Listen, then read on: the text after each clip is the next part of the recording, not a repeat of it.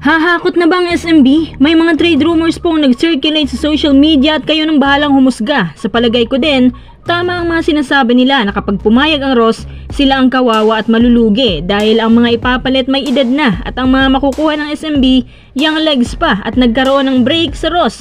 Papayag kaya si Coach Yang dito? Nelson Aceitono, posibleng idagdag sa umano'y greatest player snub na pinag-iisipan na ngayon ng mga PBA officials. Sino-sino pa kaya ang pwedeng idagdag sa listahan ng 50 greatest players?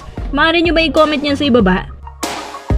Hakot na ba? Para lang klaruhin sa inyo, ang trade na to ay masasabi kong rumor pa lang dahil wala namang kumpirmasyon sa loob ng SMB or sa mismo mga sources namin kaya rumor lang muna to. Pero interesting ang trade na to kasi imposible namang pumayag ang Ross, especially na si Coach Yang ang coach dito. Si Coach Yang mismo stricto pagdating sa mga trades, kumbaga hindi siya mangmang.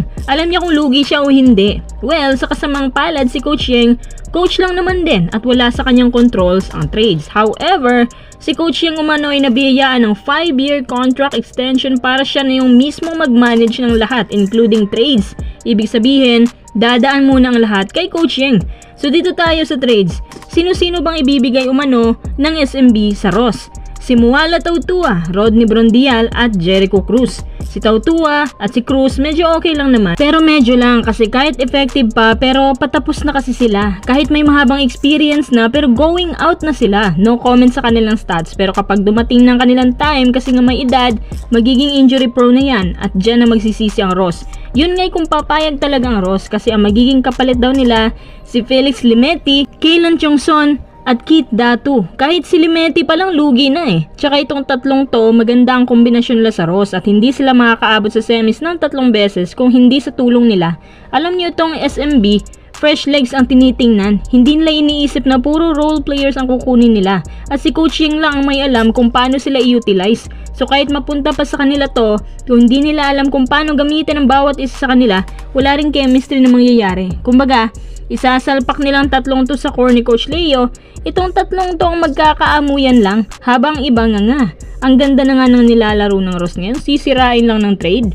Anyway, rumor lang naman to, pwede mangyari, pwede hindi. Pero sa palagay ko, kung gagawin man ang trade ng Ross, hindi ganyan kalala. Si Coach Yang, labag yan sa mga trades na inaaprobahan minsan sa PBA. Tapos, siya pang papayag, hindi naman siguro ganyan ang Ross. Sayang kasi ang nasimula nila. Kung magpapauto sila sa SMB, rumor man ito o hindi. Isa lang ang hiling ng mga tao. Sana, huwag maging farm team ng big teams ang Ross.